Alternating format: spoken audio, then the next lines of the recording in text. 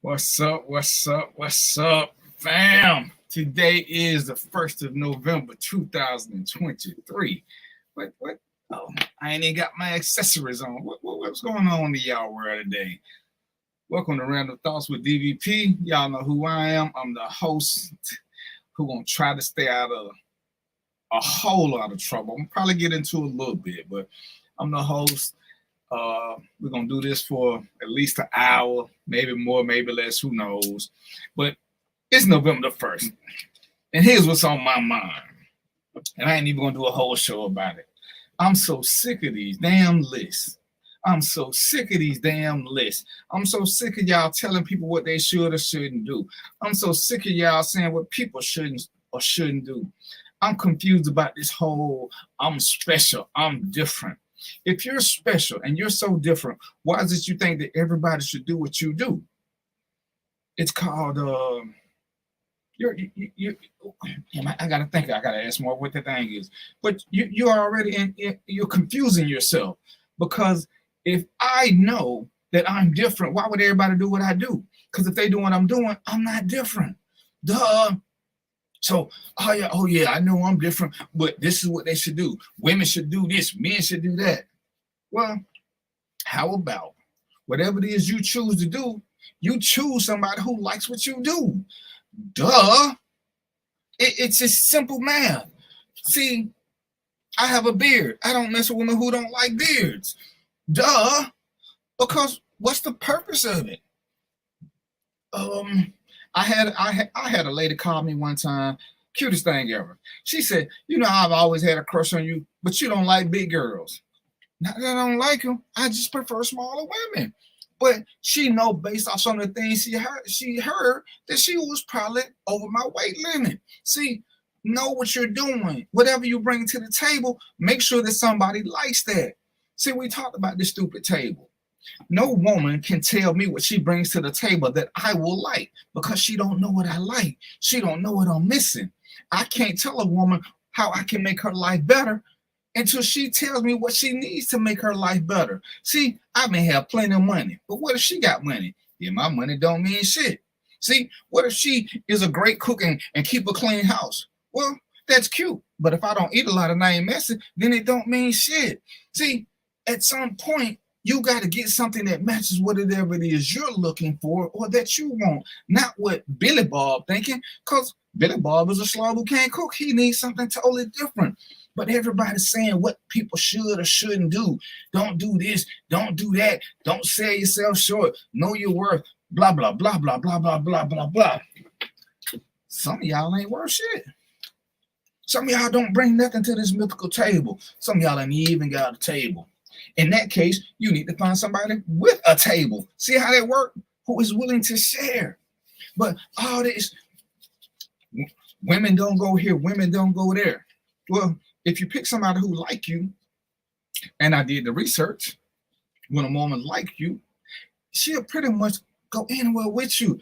But the thing is, if she likes you and you like her, y'all have had a conversation or 20, and you already know what she don't like. So you're not going to take her to a place that she don't like. Otherwise, you're stupid. See how that works? But you've had conversations. She's had conversations. You know she enjoys bowling, so you might suggest a bowling date. But you know she got long, pretty nails. She's not going to stick them in a bowling ball. So you're not going to say, let's go bowling. You're going to suggest something else because you paid attention to her.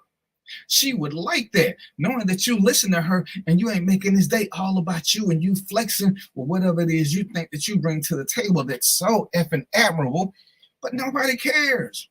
See, ladies, I want y'all to tell y'all guy friends, not the ones y'all dating, because most of them probably ain't ready for this reality, but start sharing with your guy friends, your cousins, your nephews, your uncles, that the guy who made the most money is out of your life. The guy who gave you the best spine tingling, toe curling sex is out your life. One was too controlling, the other one was too crazy. So that these guys will stop perpetuating this rumor about y'all always pick the man with the most money or the man with the best sex. Because I can't get these dudes to understand, if y'all keep picking the guy with the most money, we wouldn't have issues with child support, because dudes would pay because they got money. Then there would be no such thing as deadbeat dads. See, I can't get these dudes to understand they're arguing against themselves. Deadbeat dads can't exist if women are always picking the man with the most money. That just doesn't make sense. But we will repeat that. So today's show, we're going to talk about some choices because people don't like it. Just because you don't like either choice don't mean you don't have a choice. All choices ain't going to be for the win. Some choices are just for you to survive or keep going. And sometimes life throws you a serious knuckleball when one choice is worse and the other choice is worse or worse in my James Brown impersonation. But you still got to make one. This is what life is. See, when I look at these crazy ass lists, women won't go here, women won't go there. So if one of them places is something you like and a woman don't want to do it, why go there? That's kind of effing simple. Well, Billy said, I can't take you to the Cheesecake Factory because you won't appreciate it. You'll just sit in the car. Well, if you went out with this woman not knowing that, then you're stupid. Ladies, if you tell a guy that you got long, pretty nails that you take great care of and he's seen these 6-inch talent that you got, and he suggests bowling, then take that as a clue. He doesn't pay attention to you. He did what a lot of y'all say. During the conversational phase, he only talked about himself. So no, he don't really care about you. So why are you going out with him when he suggests something that you don't like? It's kind of, what are we negotiating? The whole foreplay of the telephone conversation is where we were supposed to be getting to know each other, not you just hearing about, oh, I got plenty of money. Oh, I'm 6'3". I can afford this. I can afford that. I have a Lexus and a Legend, and I also have a Porsche on the side that I only drive on every 12th of the month. Who cares? Who cares? Find out what she like. Ladies, find out what he like, and then pick accordingly. You got options. Well, ladies say, there are no good men out there. Go across the street.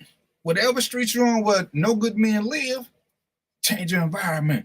Fellas, I ain't nothing but gold diggers out there. Go across the street. Whatever street you on, where all these women who don't meet the standards are, go somewhere else. Life ain't that hard. Life ain't that hard. Well, I don't have no gas money. Well, you shouldn't be dating, young fella. You shouldn't be dating. I'm so confused on how we're letting social media tell us what to do. And it's driving us crazy because it's telling us to be something that we naturally aren't. It's telling us to be something that we can't be, but we're enjoying the foolishness and the fuckery of it all when it makes absolutely no sense. Stop the madness. Stop the madness. All right. We're gonna jump into choices, and we probably got a couple other subjects. And but I'm finna take a quick break so y'all can get situated, get you something to drink, and come on back with an open mind and let's get into some things. I'll be right back. It's never too early to plant the seed, to share the tradition, and instill a sense of pride in your HBCU with your little ones. HBCU Pride and Joy Children's Boutique helps you share your school spirit with a wide selection of adorable kids apparel and accessories officially licensed from your favorite HBCU. Visit hbcupridejoy.com and follow us on all social media at HBCU Pride Joy on Facebook and Twitter. This is Brian Fulford. AD Drew and I are co-hosts of the BCSN Sports Wrap. We talk about all things related to HBCU athletics. From the games, teams, coaches, and fan interest stories, we cover it all. You can find our shows on Facebook at BCSN Sports Wrap, YouTube at MyJBN Online, and everywhere you listen to podcasts like Anchor, Spotify, Google, and Apple Podcasts. You can also find the show on the Jericho Broadcast Network's app. Make sure to download. We look forward to you joining the conversation and being a part of the show. I'm returning to Clinton Parish, and Tampa's my community. I grew up here, went to school here, and my wife and I make our home here. What makes Tampa special are its people. So when I represent someone injured in my community, it's personal. Call my office and speak to a real lawyer and not some referral service. I will fight the insurance companies to get the settlement that you deserve. At the law office of Clinton Parish, we take the pain out of being heard. Since 2002, Empowerment Resources, Inc., a nonprofit organization, has empowered more than 1,500 youth and adults in Duval and surrounding counties through its programs Journey into Womanhood, Girls Mentoring, Life Skills for Teens, and Parenting Education Coaching. To get involved with programs, volunteer, or donate, visit www.empowermentresourcesinc.org. Follow us on social media, facebook.com/empowerment.resources and instagram.com/empowermentJAX. Let's face it, shopping for insurance can be time consuming. That's why when it comes to your auto, home, and life insurance needs, make things simple and trust the experts at Allstate. They will help you get the coverage that fits your needs while helping you bundle your life, home, and auto policies. Bundling saves you money, sure, but it also saves you time, so you can enjoy the things that matter most even more. Contact me, Tammy Haynes, your local agent, for a free personalized insurance quote. Allstate, are you in good hands? From novice to aficionado, find yourself here. High quality cigars plus personal customer service. Slow Burn is Waco's only mobile cigar lounge, featuring a meticulous, curated collection of premium cigars. Visit our website, www.slowburnwaco.com.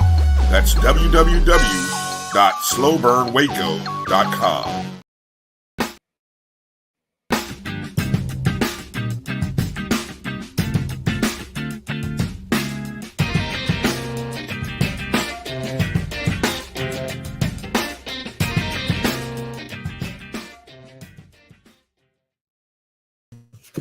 What's up? What's up? I see my man Morehouse, who been slack on his duties of trying to keep me focused and out of trouble. He's over there, he's just here so I don't get fined, and they ain't even work because I still be getting fined.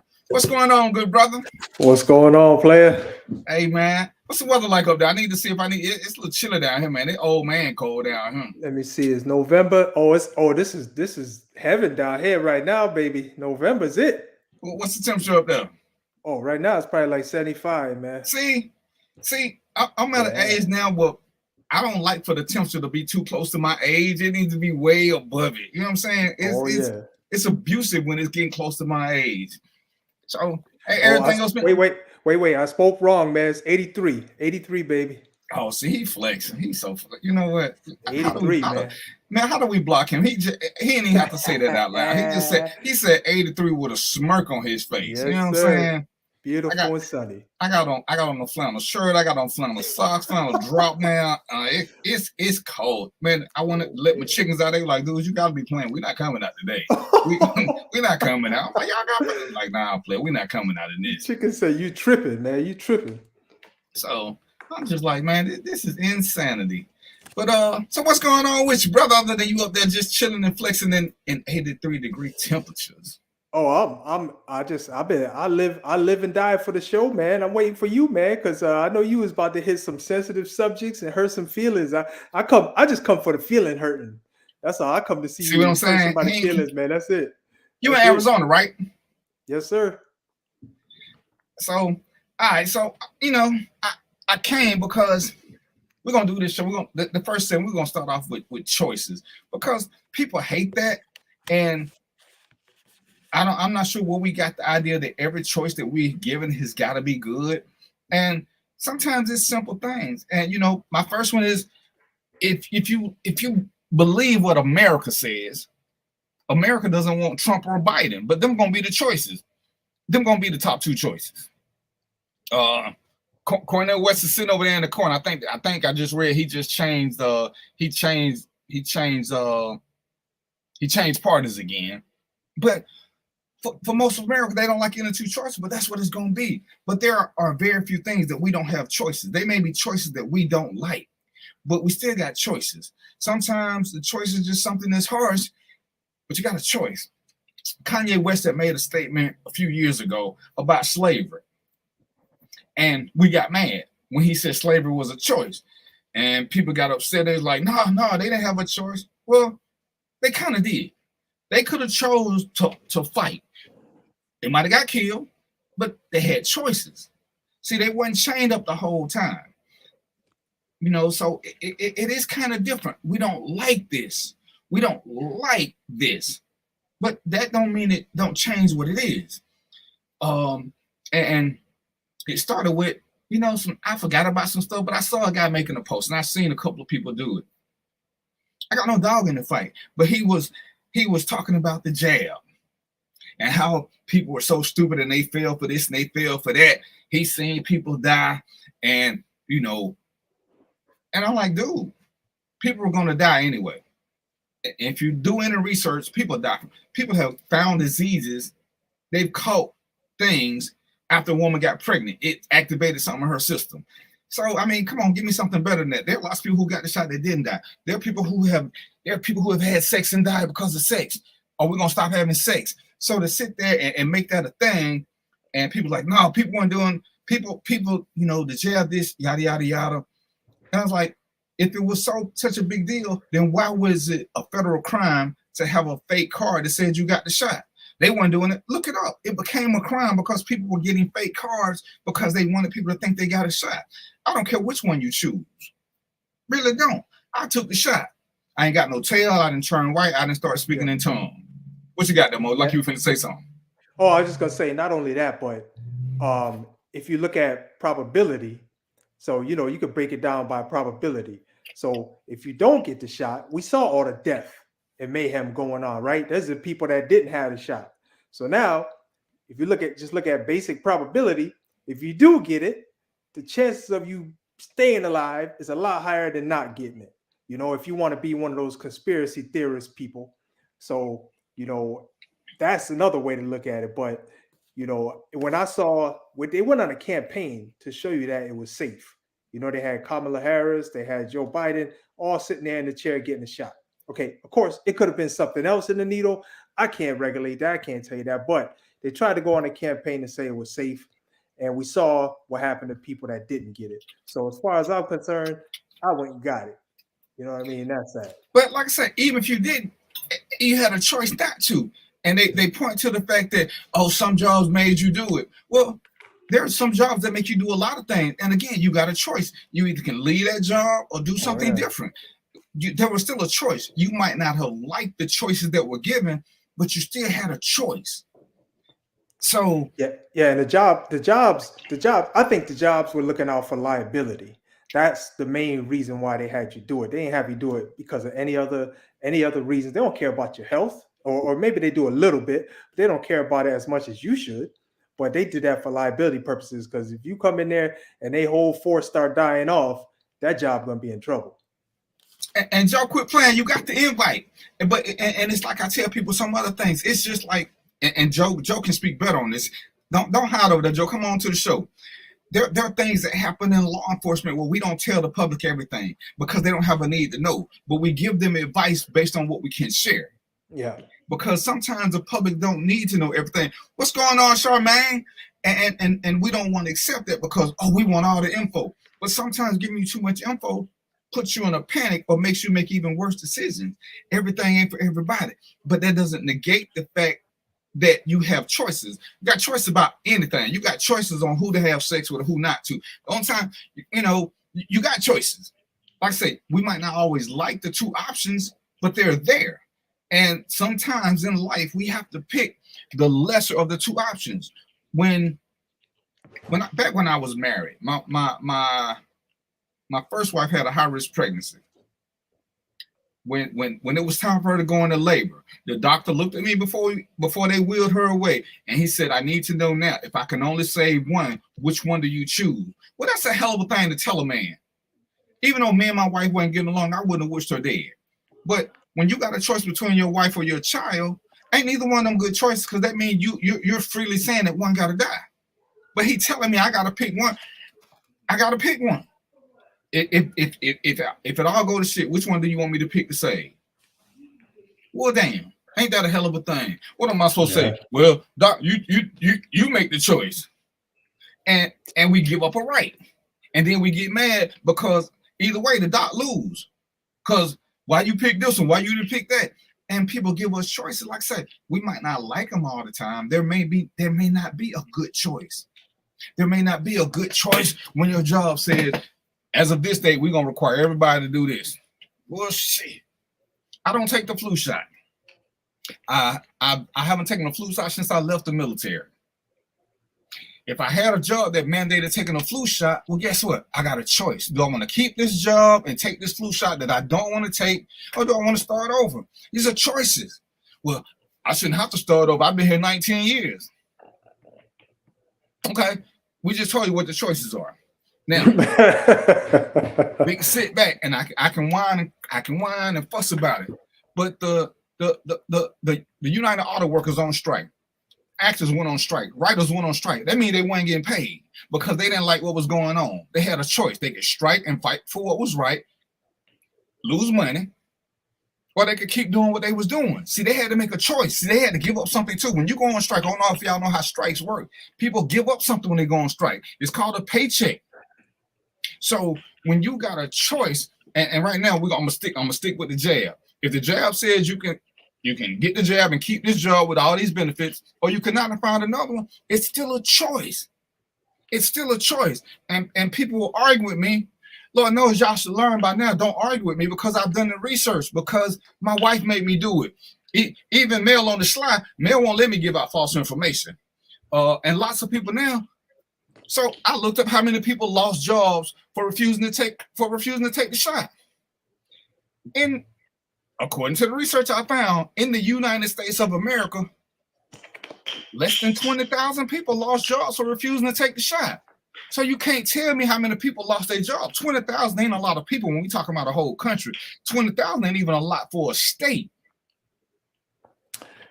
Well, look, not only that, though. I mean, you're only talking about a job. What about the loved ones that you're around?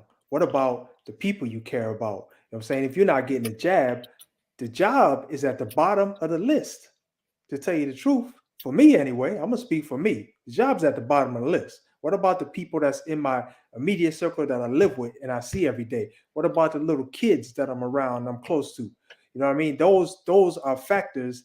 And when you say I'm not getting a shot, those are factors in that decision. Oh, and this is true. But Mel just hit one of my points. I helped my ex get around that requirement, and he works for DOD because there were ways to get around it. One of them was religious exemption. There are ways to get around it, but again, we had choices. We had choices, and sometimes we don't like the choice, but that don't mean we didn't have one. And sometimes you have to figure out what it is you're willing to give up. For people who live in a life of luxury, guess what? We had to have a choice.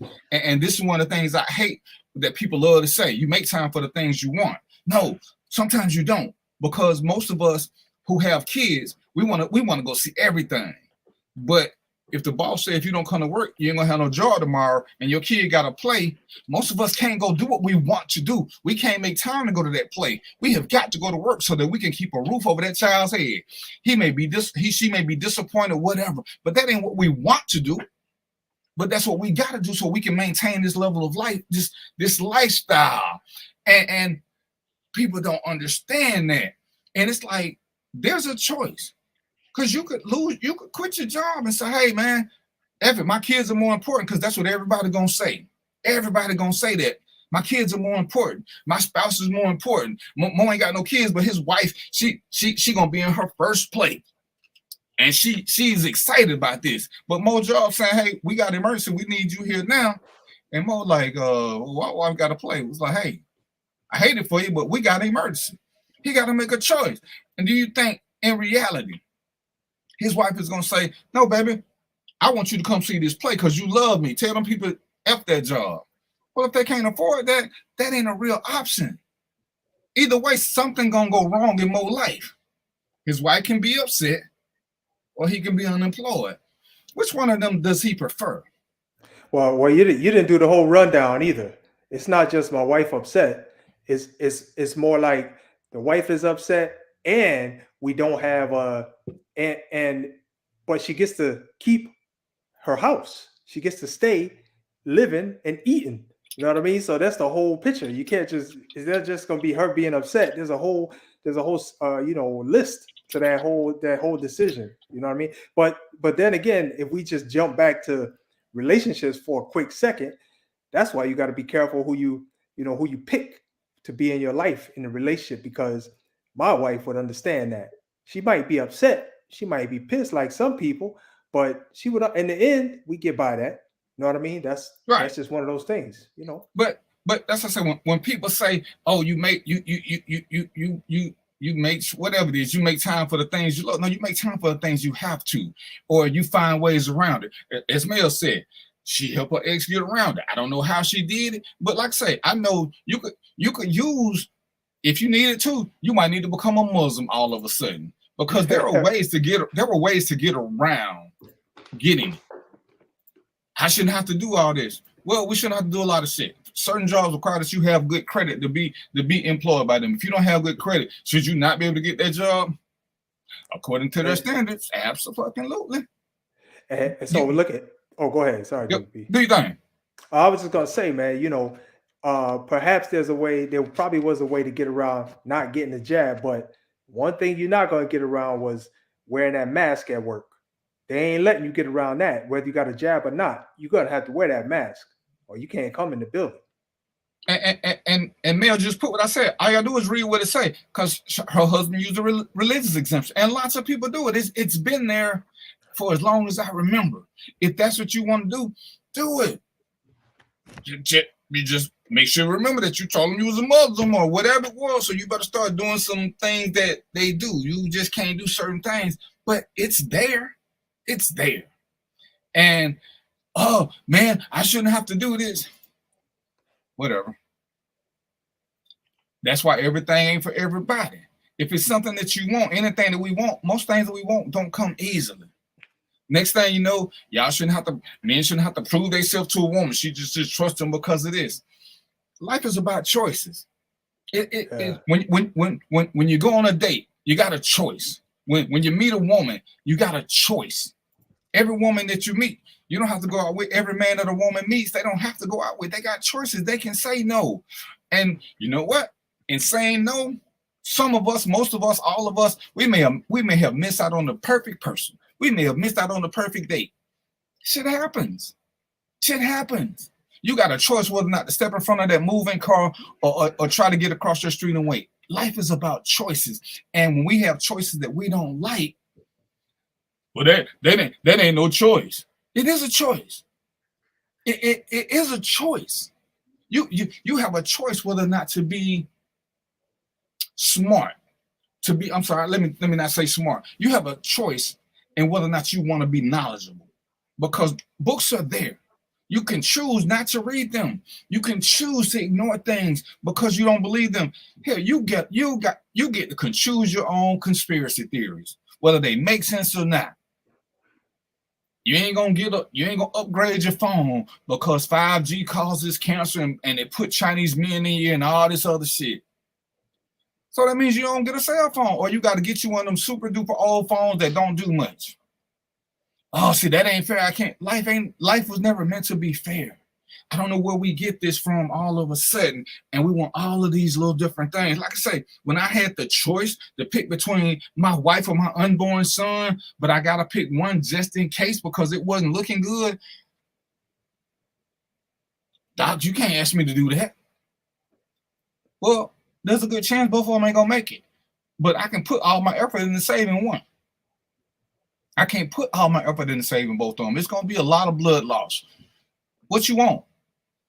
I don't want to make a choice. Okay, then I can't complain about the outcome. And that's how so many times we get caught on the back end of stuff, because we allow too many people to make decisions for us because we don't like either decision.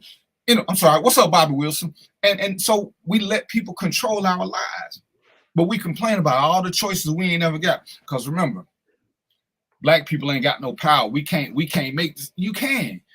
We keep giving our power away, one decision at a time, one incident at a time. We just keep giving it away. We keep giving it away. Every time we get a chance to exert a little more authority and color that S on our chest, well, I don't want it today. No, I don't want to be that today. Let me just go back to being helpless, and so I can complain that won't nobody do nothing for me. But because when you get choices to make, You won't make them. You know, when I read some of these, when I read some of the books about the apocalypse and all this other stuff, and people surviving in communities, sometimes there are hard decisions to make. Once your food start getting low and you got to make rations, and you know, first you got enough food for 30 people for 30 days, something happened. Now you realize you got enough food for 10 people for 10 days, or you can get rid of some people and have enough food for 5 people for the rest of the month. That's a tough decision, but you know what? That's why we get people. That's why we give people certain power, because we want them to make the decisions we can't make. But it ain't many people who gonna sit there and say out loud, well, let's just stick with the 10 for 10 and we'll be okay down in 10 days. Ain't too many people gonna agree with that. But they want somebody else to make the decision about which 5 people gotta go so they can live longer. And you give up power, but there are choices. I don't want nobody to die. Okay, well, we'll take yours then. Then you get the vote for. You get the vote. You know, we'll give yours to somebody else. Since you don't want to vote for nobody, we'll kick you out. And we don't understand how that impacts the bigger picture, because every decision ain't gonna be a great decision. Yeah. Oh, go ahead, man. No, do you think, bro? I was just gonna add on to what you're saying, because there was I forgot the name of the movie, but there was a movie that touched upon exactly what you were saying. What happened was there was this cruise going on, and it was something like the Titanic. Wasn't the Titanic though, but there was a cruise going on, and the larger boat sunk, and they ended up getting in a life raft, and there was about 20 people in the life raft, and there was only enough food that was going to last a certain amount of time. So when it got critical, they had to vote to say who is the person that's going to make the decision on what to do. So they put one guy in charge, and that guy was also the guy to tell people when they can't eat and they have to get off the boat. It was great. It was a crazy movie, man. So you know, the fact that they gave up their power to this guy, he was the one to tell them, listen, you gotta jump off the boat, and it's over for you. It's over, baby. You gotta go. You know, because they only had enough food for so many, man. It was a crazy movie, but it was good. But that's choices. That's choices. Right. And we don't, like I say, it ain't about liking them, because ain't nobody gonna ever tell you that everything that kids don't like going to school. Why do we make a choice to make them go to school? And using Mel's example, when you don't want your kid in public school or whatever, or you don't want to get them to say, you got 2 choices. You can get the exemption, or you can homeschool. You don't have to send your kids to public school. Oh, but you don't make enough money to stay at home to do this. So what are your options? Your options are get the jab, because y'all won't do what Mel did. And Mel, let me give you a public congratulations, because again, women to the rescue, because that's what y'all do. Y'all rescue us. So she found out how to do this. But if homeschooling ain't an option and you don't want to use religious exemption, what you gonna do? You got to make a choice. Well, I don't want them in school because they do this, and this, blah, blah, blah, blah, blah, blah, blah. These are the things that we have to start accepting. Every time I hear people complaining about their job that is tip-based, people don't tip like they used to. Well, you should have picked a job that was based on tips, baby. It ain't when I go out to eat in this recession, in this climate where money is tight, it ain't my job to keep your standard of living up. It was up to you to pick a job that wasn't based on tips. And people don't tip. Well, if people ain't got the money, some people work 2, 3, 4, 6, 7 months just for a chance to take their family out to eat. They saved up $100 to go somewhere where the meal was gonna cost $95. They need that $5. Or even if they tip it, man, they ain't even tip 10%. They tip what they had. But this was your job. You picked this job. You didn't get what they do in the military. You didn't get drafted. So why is it somebody else other than your employer should be responsible for your maintenance and upkeep? And I got a side note. Yeah, I got a side note on that tipping situation, because it's a little side note, but I went to Europe. I was in Italy. I went to Italy, and when I was in Italy, went to the restaurant, got something to eat, and I ended up, I got the bill. I left a tip. Man, do you know they looked at me like I had 3 heads?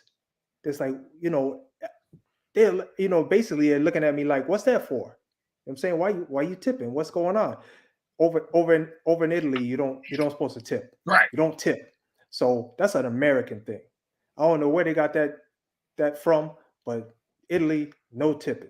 So And you know why they don't tip? Because it leads to elitism. It means the server is going to treat somebody who's paying them more differently than everybody else. So they don't want you tipping over there because they want the server to treat everybody the same. So they make sure that everybody's getting a living wage. And it's crazy how over here in the greatest country ever, life is based on tips for people as opposed to make good decisions about your job. Because, and it was always crazy to me. So let me just figure this out now. I spent 22 years as a cop. I found 3 kidnapped kids. 3. Did I get a tip for bringing back people's children? No. You know why? Oh, it was my job. But guess what the server's job is? The server's job is to give me my food. So if I'm being open, fair, and honest, which one has more value? A loved one or a meal? Hey, and not only that, DVP, but really tipping is just a way of saying that's like the server saying, you're not going to supplement my cheap boss. You got to supplement what my cheap boss is paying me. And it's right. Like, hold on a second. That, you know what I'm saying? I feel for you, but that's not my job. But you don't want to take accountability for the fact that you took a low paying job because it allows you to work the hours you want to work. And okay, again, these are your choices though.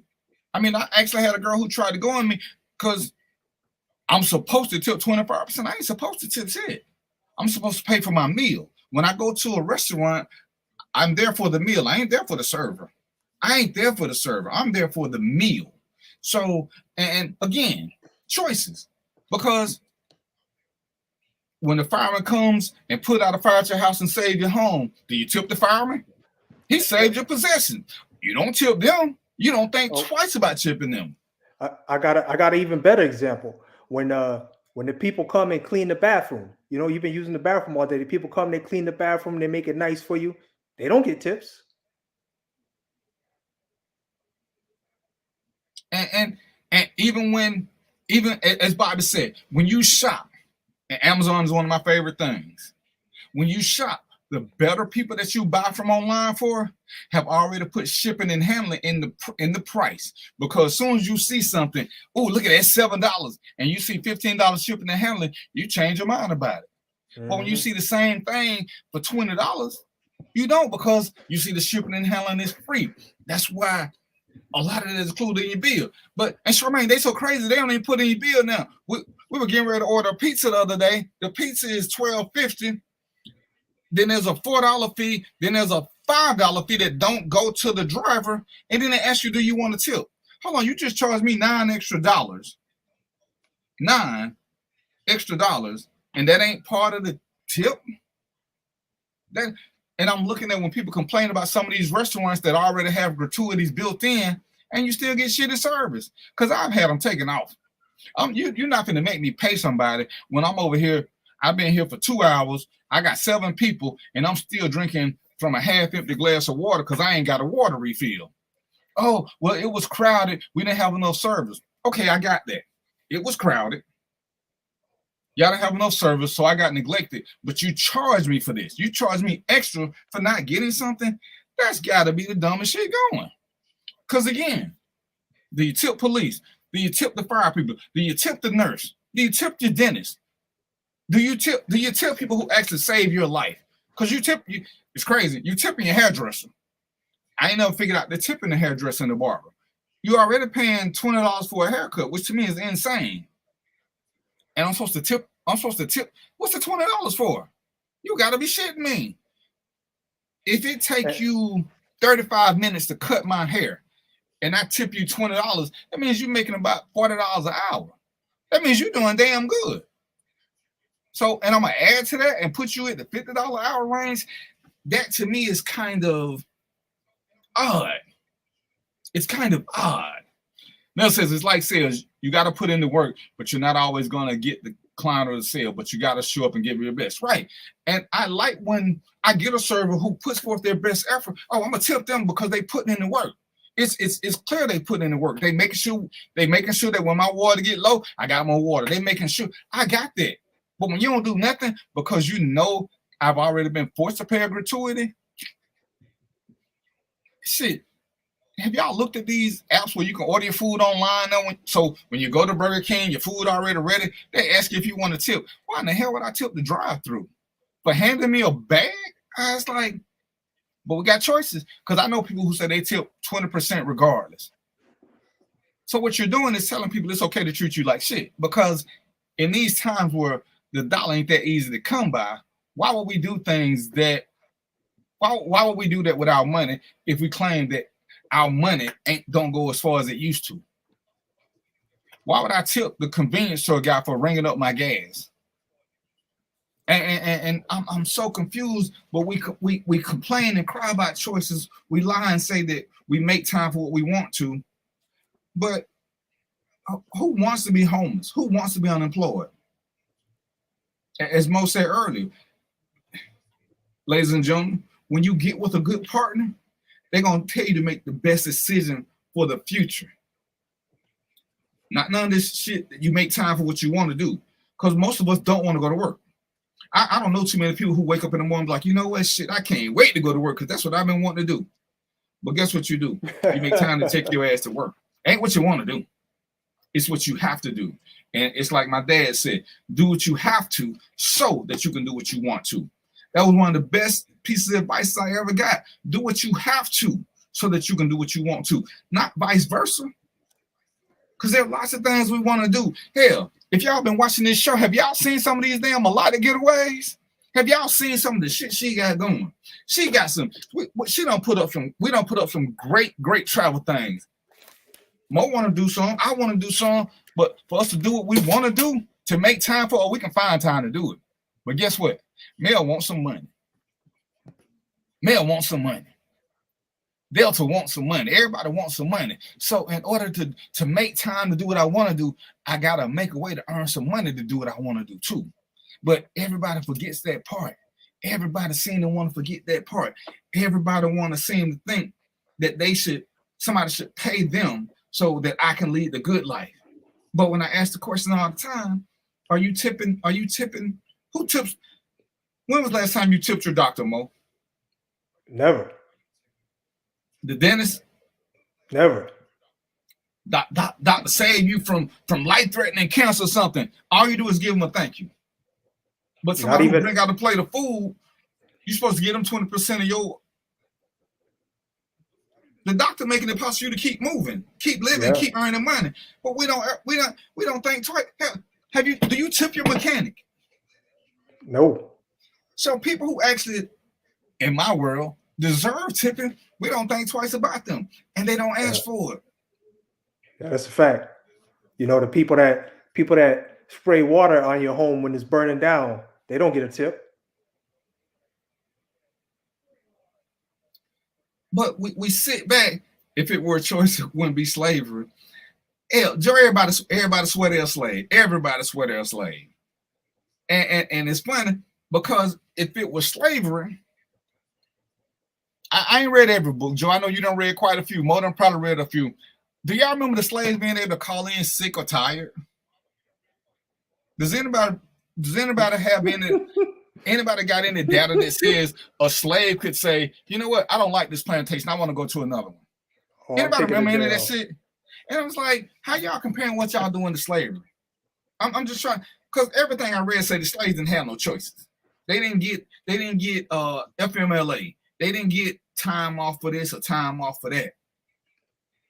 Well, it's a 21st century version of slavery. So when I tell my kids to go to bed, am I a slave master because I won't let them do what they want to do?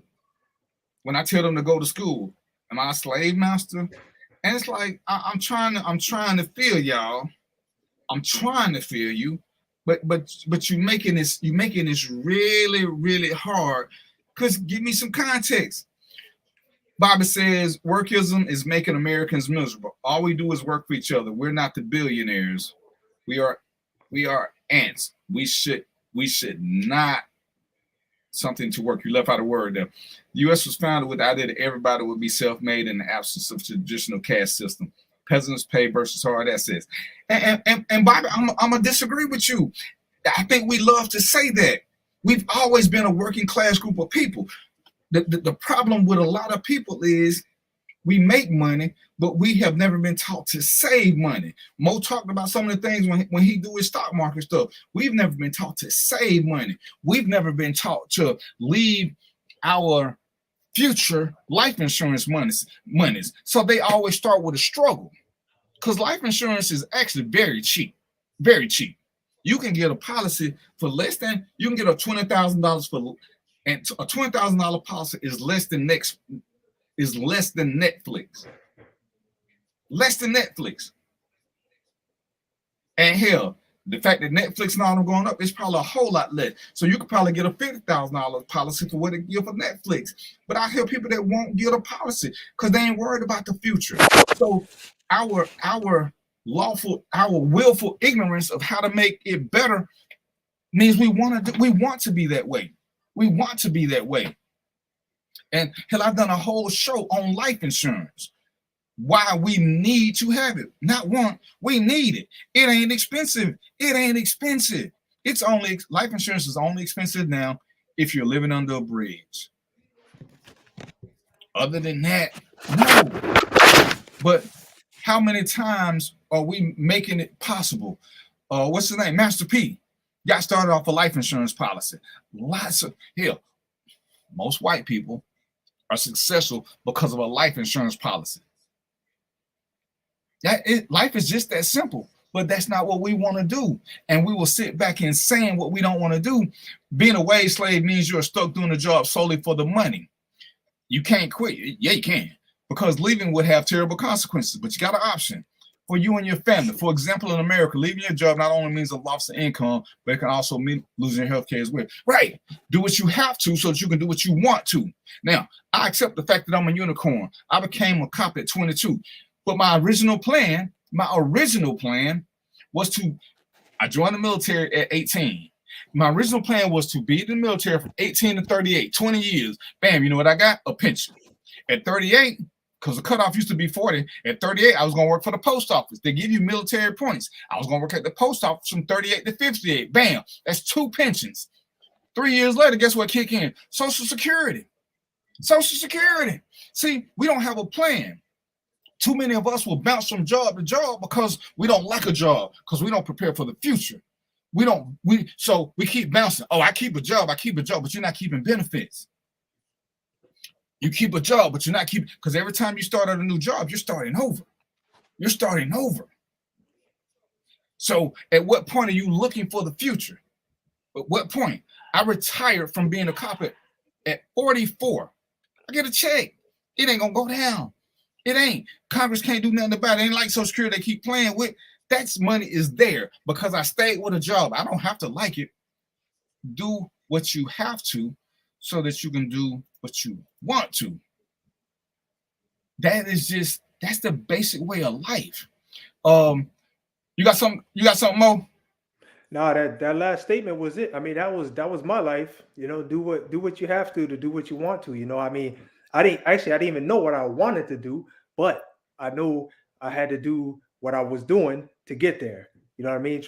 It was crazy because I didn't have no guidance, so I was trying to find a path on my own, and that's what a lot of us got to do. But now we got forums like this. We got groups. We got people you can get knowledge from, man. You know, we need to leverage those. But that's a fact, man. Do what you have to do now. Do it now. All right, so what we're going to do is we're going to take a quick break, and then we'll be back. So y'all get y'all thoughts together, and we're going to talk about a couple more subjects. Supermarket sushi, really? No. Wait, Troy, you work here? I'm never not working. Like Head & Shoulders Scalp Shield technology, up to 100% dandruff protection, even between washes. Never not working, huh? Oh, Troy, you're such a good teacher. Yeah, I know. Never not working. Never not working. Never, ever not working. Are you serious? Never not working. dandruff protection that's never not working. Head and Shoulders Scalp Shield technology. The human voice has always connected audiences with experiences. Major brands all across America have trusted Kever's voice time and time again. Conversational, powerhouse, intelligent, and sincere. That's the voice you need for your creative marketing process. KeaversVoice.com. Kever's Voice, Kever's Voice, KeversVoice.com. Always on, all the time.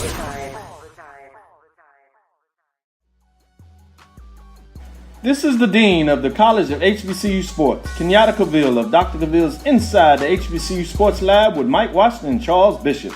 Come mix it up in the lab where the course lecture is in session every Tuesday from 6 o'clock p.m. Central Standard Time on Facebook Live, YouTube Spreaker, or the BCSN app, as we discuss all things about the HBCU sports culture, including exploring the week that was in the sporting HBCU diaspora, as well as the upcoming week of HBCU sports. With me, the Dean, the College of HBCU Sports, on Dr. Cavill's Inside the HBCU Sports Lab with Mike Washington and Charles Bishop. Course lecture dismissed. At Hampton Law, our primary goal is to provide non-traditional yet effective solutions and redefine the approach to client legal concerns. As your trusted legal advisor, we believe in sophisticated, personalized services that eliminate the confusion and complexity sometimes associated with legal matters. Our high standard for client care and concern, coupled with our extensive legal knowledge and skills, make Hampton Law a resource focused on the protection of the client's interest and overall goals. We value our clients and truly enjoy working with them.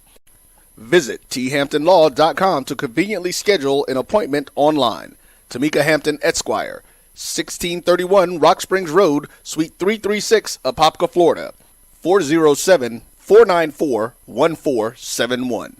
thamptonlaw.com. Majesty is a premium health and wellness tea line focused on bringing delicious yet healthy tea blends to the community. Filled with an abundance of vitamins and antioxidants, we work to blend teas with exotic spices and fruits to produce scrumptious and wholesome beverages. So check us out at mymajesties.com. That's MyMajesties.com. My Majesties, an Urban Passport member.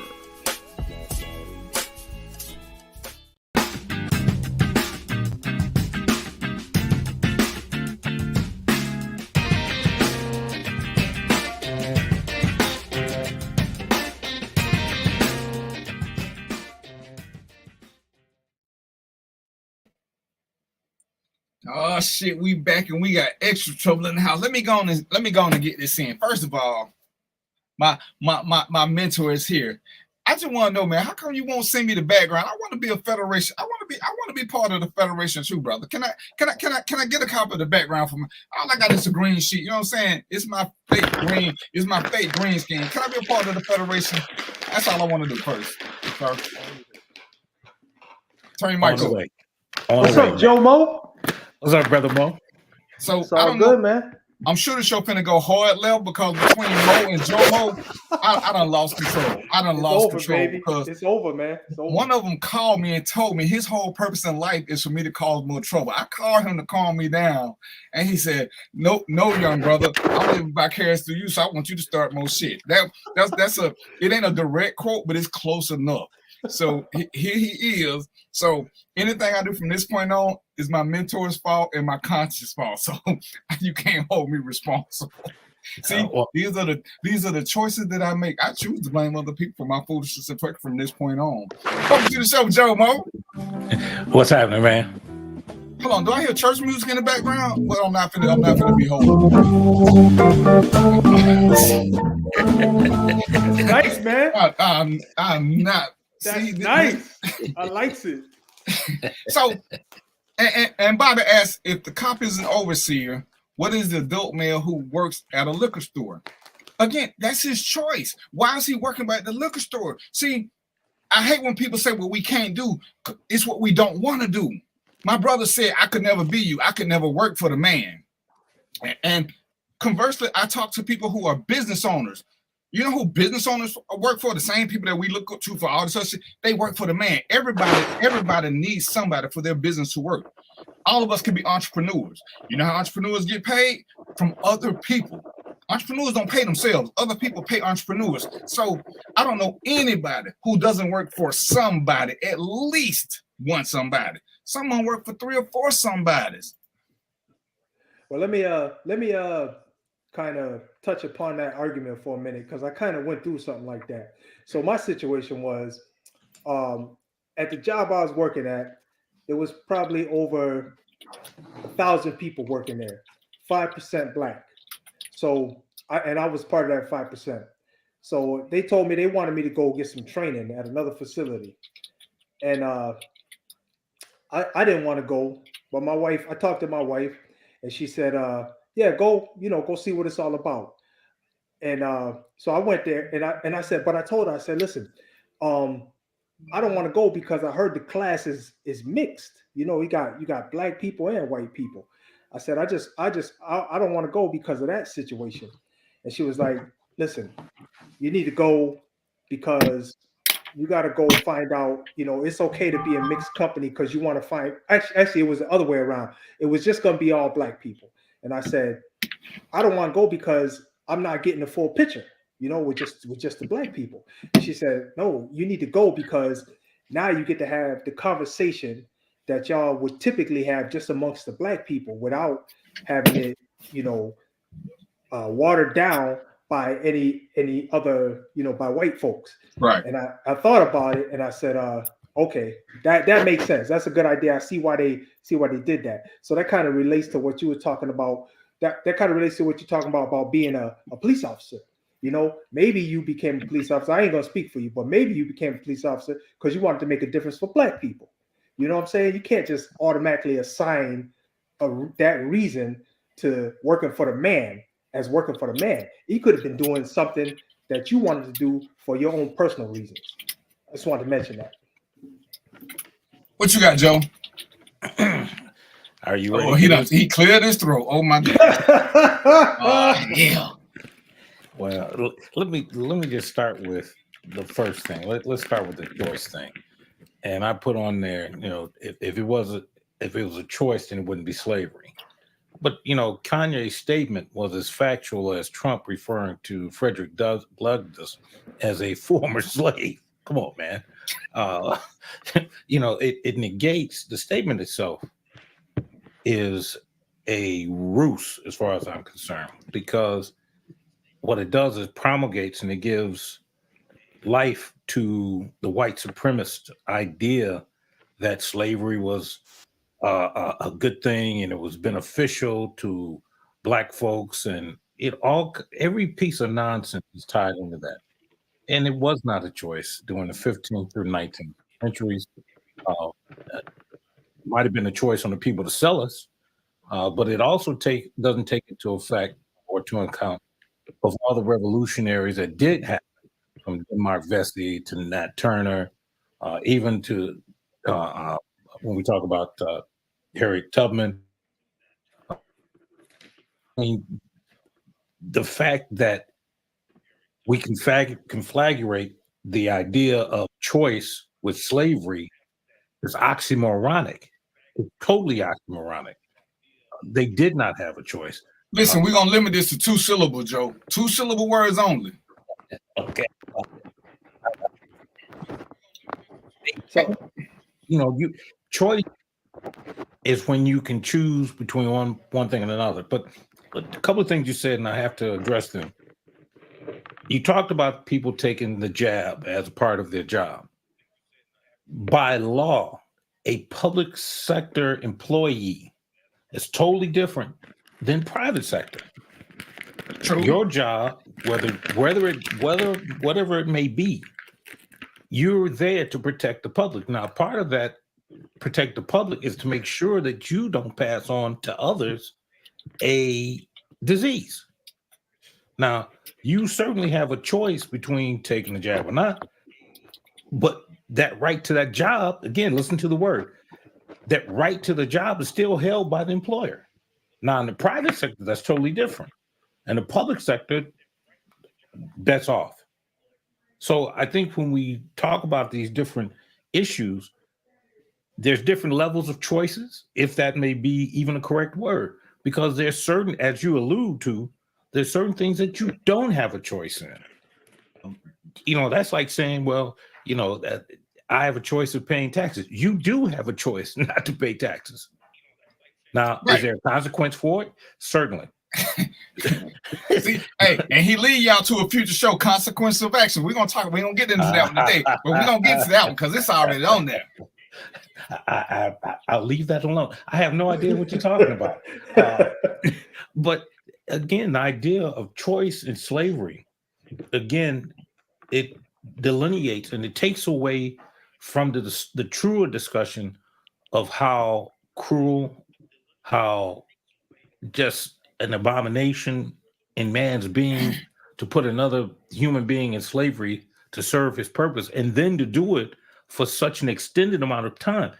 You can't find any other race on any part of this planet that has done what we've done here in the United States. Now, certainly there are, if you listen to some people, they'll tell you this, but as a defined group, you can't find any other group on the face of the earth that had this type of injustice dealt to them. Just that. And I'm gonna define choice in this instance as the two examples you gave, because even Harriet Tubman talked about her husband who didn't want to leave. There are choices. Like I said, you don't have to like either of the options that you're given, but the definition of choice is an act of selecting or making the decision when faced with two or more possibilities. And that's all I'm talking about is the purest definition. I ain't finna sit here and define slavery or say that it was a good or bad thing, because we know it was a horrible thing. But there are people who there's a history of uprisings from people who didn't like a situation. Did some die from it? Absolutely. Because they used their choices because they didn't like what was going on. And that's the only context I'm using. And that's why when he said it, I didn't like it, but I understood what I got from it. I ain't gonna say what he meant. I understood what I got from it, because we do have choices. There were things that happened when I was with the sheriff's department that I had a choice. Before you go, I'm sorry, I didn't mean to cut you off, man. But before you move on, I know if you was gonna move on, but because I wanted to get this point in, I wanted to just point out the fact that since it seems to be like people don't have empathy for the word choice, so I just put it in this context because I've heard it put in this context before. That's almost like saying, because they can't seem to understand it in the context of Black folks. So what about, are we saying that the Jewish people had a choice whether or not to go into a gas chamber? Because that's the analogy that we're looking at here. Okay, they didn't have a choice to go into the gas chamber. You know what I'm saying? So you see what I'm saying? So that's that. Look at it from that perspective. Take Black people all out the picture. Now let's analyze it, because that, I think maybe people will understand it that way better. Because at that point, your choices are death or death. It's just how you're gonna die. So yeah, that's what I'm not here to talk about slavery per se, just a choice, because we could. It's one of the things I learned from working in a jail. There was never a time we outnumbered the inmates. We could survive in an environment because most of them they saw an end date. But at any time that they wanted to uprise and take over, there was very little that we could have done to stop them, especially within 3 hours, because it's about how long it takes to get SWAT together and come and do shit. But there is a fake reward system there. But the choice, and like Joe said, and we point out that there aren't a lot of Muslim nurses because they can't abide by the nursing system, which is going to require certain things from their job, because they typically don't take shots or do things with blood. And guess what? They don't complain about it. They know it's a restriction. They know it's a restriction on them. And these are the things when I say it, don't complain about stuff. Don't keep saying what we can do, because there are lots of things we can do. Some of them we don't want to do. Joe, as a chief, at times he may have had to fire somebody. Hell, he may have had to suspend a good employee. He don't like that, but he still got a choice, because if he won't do it, somebody else will. So there's a point when you stand on your moral ground, or you stand on your mortgage. And Bobby said, there's lots of crazy things that we do for money, let me quote him correctly. We all do crazy stuff for money because we're all relatively new to this game, and what looks crazy to you might make sense to me. But no one is crazy. Well, some people are crazy. We all make decisions based on our own unique experience that seem to make sense to us in a given moment. The quote, under pressure, you don't rise to the occasion, you sink to the level of your training. That's why we train so hard. But what do we train for, Bobby? Because again, with life insurance being the most easy, why don't we have life insurance? Why is that such a stigma in the Black community? Because what's the easiest way? It sucks, but what's the easiest way to wealth? What is the easiest way to wealth?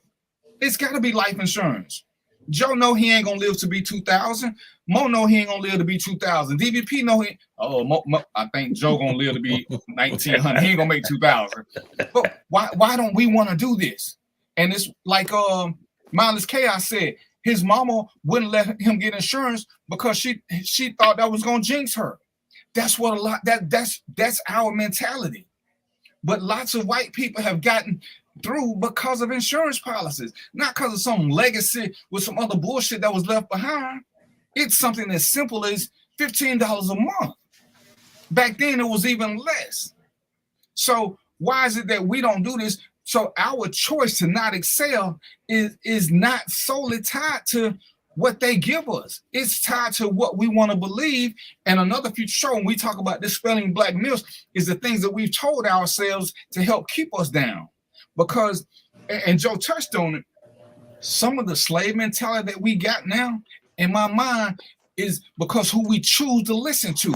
We choose to listen to people who want to keep us down. And then we stay down, but we'll blame everybody except those that did it to us. What is a Black community? Bobby, come on. We're not gonna play them games. We know what the Black community is. we know the Black community is. And Blacks and whites can live together. That still don't negate what a Black community is. It's like somebody talking about, oh, the ghetto is what you make it. No, the ghetto is what it is. You don't make a ghetto. You can't make it better by putting up nice blinds. It still is what it is.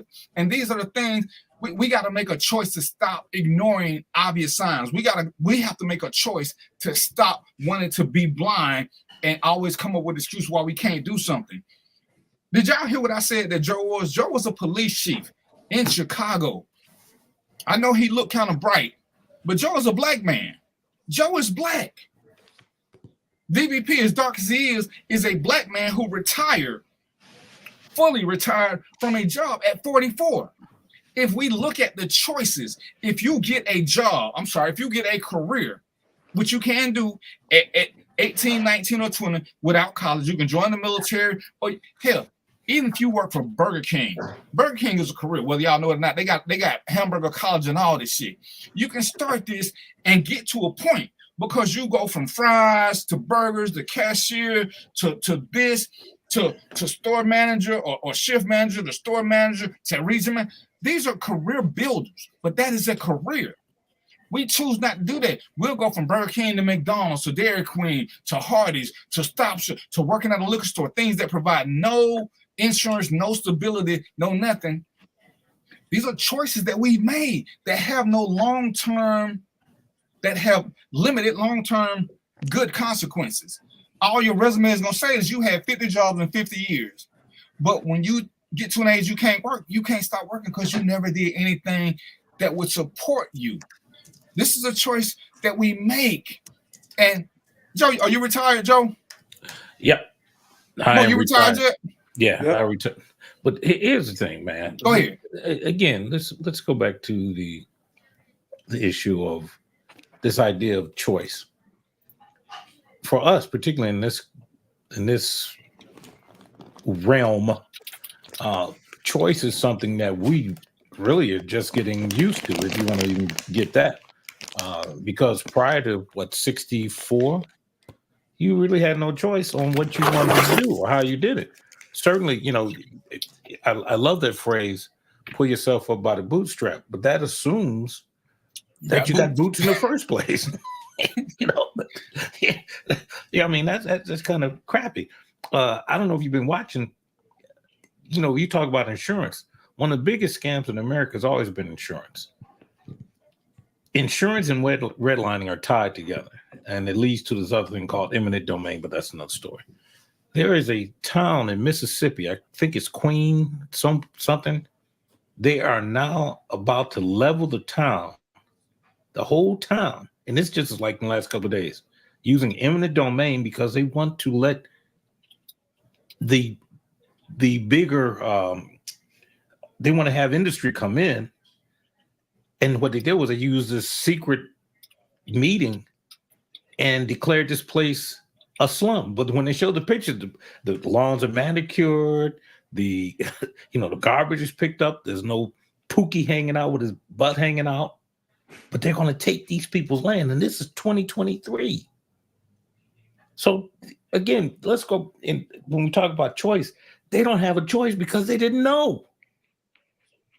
I'm gonna give you that one. I mean, Mo's example was probably better than one I could have come up with. The Jews going in the gas chamber. Yeah, you got two chances, slim and none, or slim and noneer. But both of the choices are the same, so you don't have a choice because they gotta be different. You got dead or dead. It's like you want me to shoot you in the head or shoot you in the heart. Imagine that. That is not because they're not two. Go ahead. Hold on. They're not mutually exclusive. Now, let's go back and I'll just give you one instance. In the case of the Civil War, there's the place called the Peach Bowl. They slaughtered all the blacks. They just slaughtered them, killed them. I think it was either Stonewall Jackson or Lee. Just killed them. Now, under their rules of war, they were supposed to take them hostage or take them alive. Look up Fort Pillows. They just slaughtered them all, men, women, kids. They had a choice, right? They didn't have no choice. And again, I'll say this to you, and I'll leave it alone after this. Kanye actually wound up apologizing for making that statement. but why did he apologize, Joe? Because he was wrong. Consequences. There was a consequence for his action. Money, baby. Consequence for his action. Consequences of action. Yes. Okay, I might go with that, but he didn't like the consequence. And when we get to that show, y'all gonna see because there are consequences. Some good, some bad. I say all the time, we are a byproduct of our decisions. When you make bad decisions, you ain't gonna keep coming up. At some point, you have got to start making good decisions, and good decisions. Most of us have an opportunity to do them. We just don't want to do the research. We want to go with what other people tell us, like all the shit that men and women should do on dates and what they shouldn't do.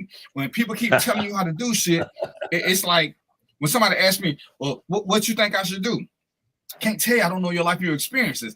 I can tell you what I tell most people: get you a sheet of paper, write down your choices, good and bad, and start weighing them. Which ones work best for you? Because what worked best for you ain't gonna work best for me.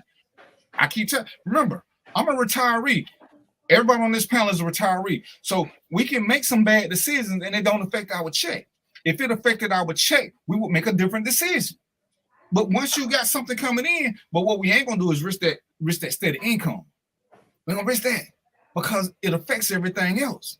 See, but that came from good decision making that got us to this point where we could be retired and we can start doing more things that we like. Because we did what we had to, so we could do what we want to. Because, yes, there's a point in time when I would say that in our early years, we were controlled by money because we wanted things that cost money. But as we got older, we stopped letting money control us. When I was with the sheriff's department, I was a little young, wild something, and I didn't like the system. So I started bucking the system. And you know what they use to control me? Suspensions. Because when they mess with your money, you become a little bit quiet. So guess what I did? I shut my mouth for 18 months. And I saved enough money that I could afford a 90-day suspension. Once I had enough money to afford suspension, I became unleashed all over again because I knew what the book said would get me fired. I never did anything that was fireable. I did stuff that would keep me between 3 and 7 days suspension because I had the money. Because if you don't have it, money does control you. Money does control you. but you got to set yourself up for that. You don't have to sell your soul for money. And there's a point when you're younger, because nobody taught us this, is most say this is part of the reason we do some of this, to tell you guys some things. Mel gave y'all some ways that if your job required it, there are ways to get around things. We have to read and empower ourselves, as opposed to just hoping that the people who talked about us are going to tell us some shit. And Joe is quick to disagree with me and tell me his point. Some of them I take, he on point. Some of them I disagree with, like he disagrees with me. But again, when I told y'all, it's all about disagreeing and still learning, because now I can see a different point. That's how me and Mo met. And this is all we talk about, is how to do this and make it work. Because you will have, most of us have choices these days. Most of the things we talk about, we didn't have choices for a lot of old stuff. Back in the day, we didn't have a choice with politics because we couldn't vote. I'm not even gonna argue that. We couldn't vote. But now we can. Why don't we vote now? Because somebody told us our vote didn't matter. So guess what? We all have a choice whether to vote or not to vote. We all got that choice. I think you made the point. So I think you made the point. Well, I'll leave it at that. But again, the idea that the notion of choice, if you saw some of the pleadings from the 1850s, and I've got some, and I'll send them to you. The different lawyers in different parts of the country, primarily the South, would say things like, "Our Negroes are happy. I only punish them when," but they don't tell you about the atrocities they committed. They don't tell you, the guy that's the father of modern gynecology did experiments on slave women without anesthesiology or anything to knock them out or even soften the pain, because they believed that the Negro couldn't feel pain. I remember those research. I've got the books. I got the research. I mean, in normal society, this would be enough to start a revolt. I mean, half the stuff. I'll just tell you this: if we truly put on a history class, we would probably have more revolutionaries than they're about to create in Gaza, which is no different discussion. But if our people even knew 1/10, not even 1/20th, 1/10 of what your great grandparents, ancestors went through, people would be running to the polls, because they'd understand the insult that you're giving to the ancestors, particularly when we start talking about choice. Particularly, and I just get it. And I'll just throw this in there. Jomo, you done? Jomo, you got more? My brother, okay. I'm always willing to listen to you, Mo. Okay, I just got a quick. I just want to piggyback on what you're saying, because a lot of people probably don't even know where the term 4 horses and quartered came from. I know you know, Jomo, and I'm guessing you probably know DVP, but it didn't come from a good place. And I'll just leave it at that. Do some research, find out where it came from. Don't tease us, go on and tell them. Okay. Well, so this is what they used to do to our ancestors, man. When they wanted to, it was time to kill a slave, man. They would tie, they take 4 horses and they tie 4 ropes to each limb, and they hit the horses and say, "Go." 4 quartered, right there. That's it. 4 horses and quartered. That's it. That's where it came from, man. And imagine that. It would seem to me that in today's society, if we thought more about it, we would know more about our history, and we would be less passive about the things that are going on. And when I look sometimes and I wonder, when I speak to men, and I'm going to do a special show about why we have to stand up and do more, as opposed to sitting back, letting women do all the things while we do nothing. But we keep saying all this shit that we want, but we ain't upset by nothing. We can watch shows and see how we could change the system, but we don't want to because we're afraid. We're afraid. When Joe had brought up a point that I hate dealing with. Why was Harriet Tubman? Why is a woman always leading us and we want to hold them back and then we get mad at them? When I talk about the George Floyd stuff, all this shit happened in front of a little girl. There were black men right there. They didn't even want to defend what she was saying. This is something that we got choices, and most of us are afraid of shit. The only thing, and I'm gonna say this with as much vitriol as I actually have in my life, and I'm gonna let Joe, because Joe was a police chief. The only time that black men seem to want to stand up and fight for anything is when it's against another black man or a black woman. That's the only time we got hearts of fucking lions. But when somebody is oppressing us or taking something from us, we quiet as fucking church mouse. We ain't got nothing to say. But let a black man step on my shoe.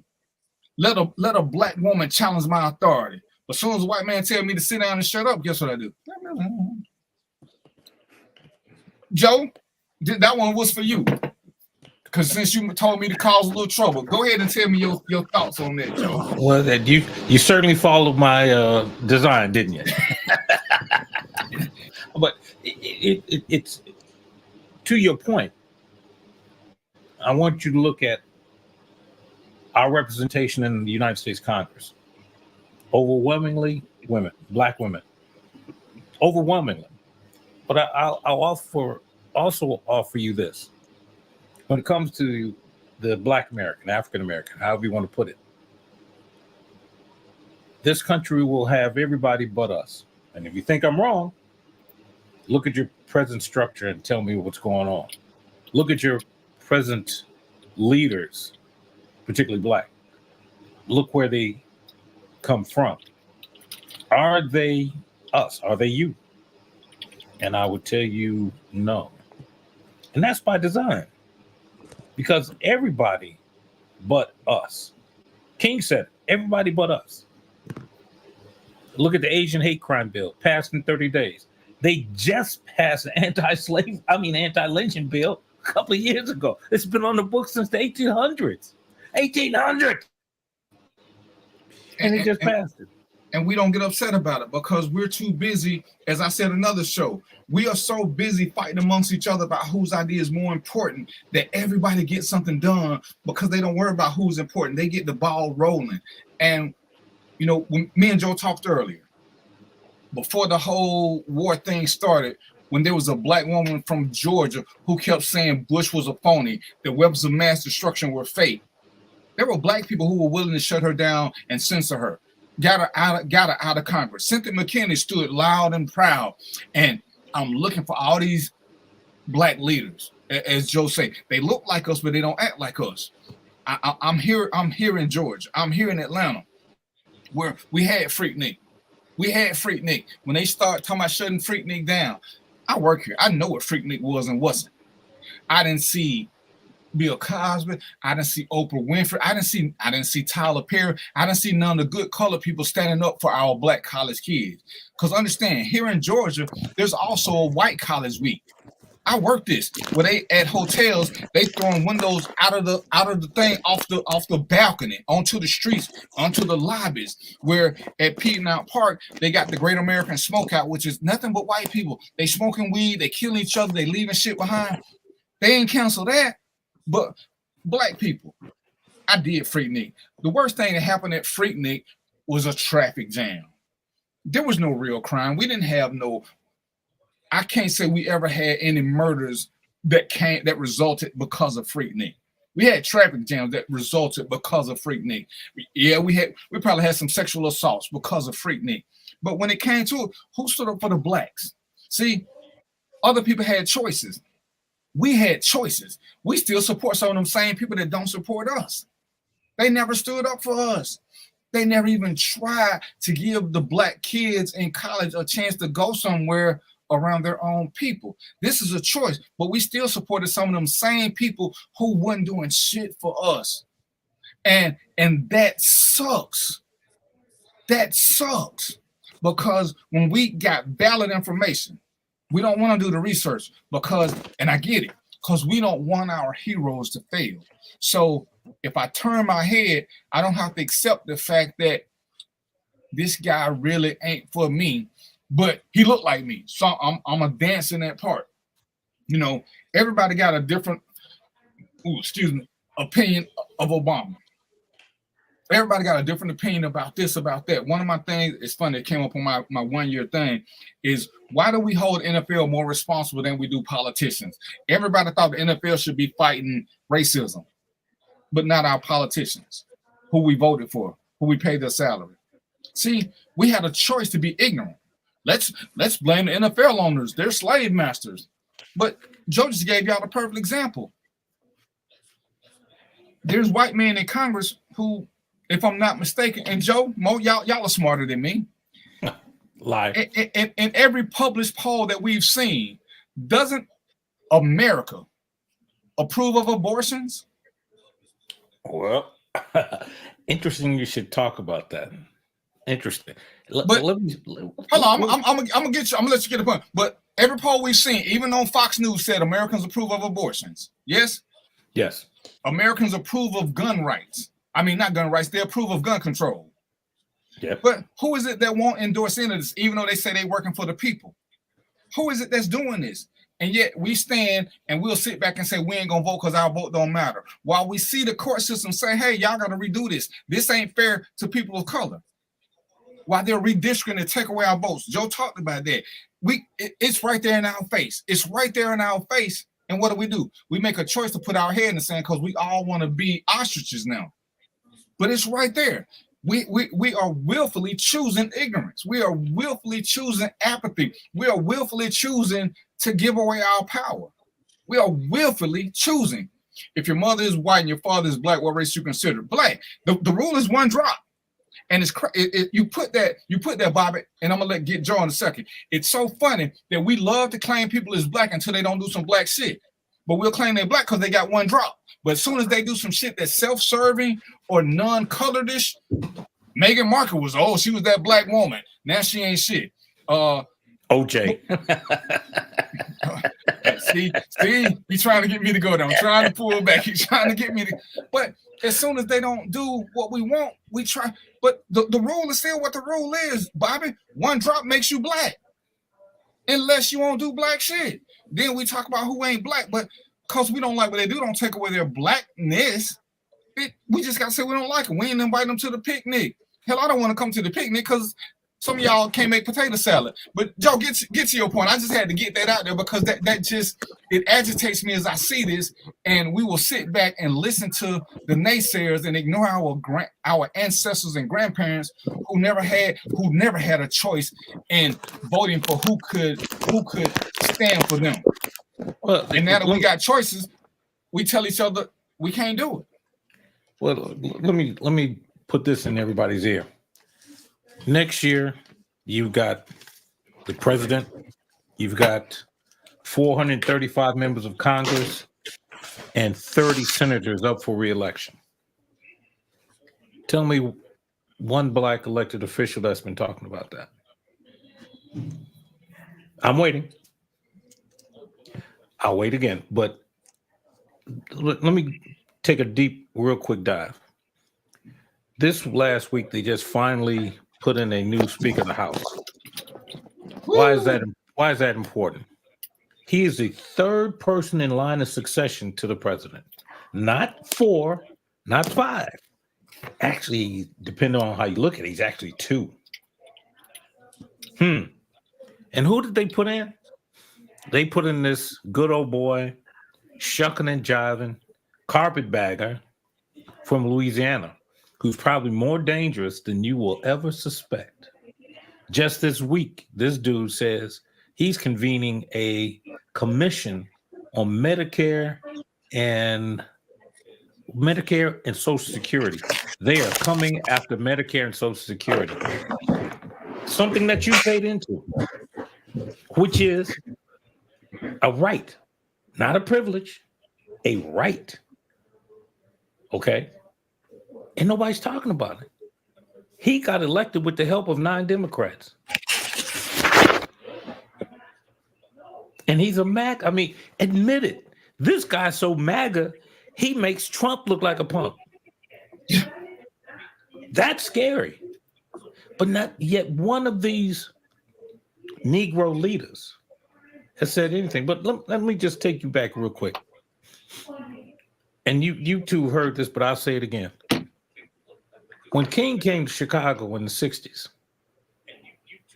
he said he had never seen such hatred as he had seen in the city of Chicago.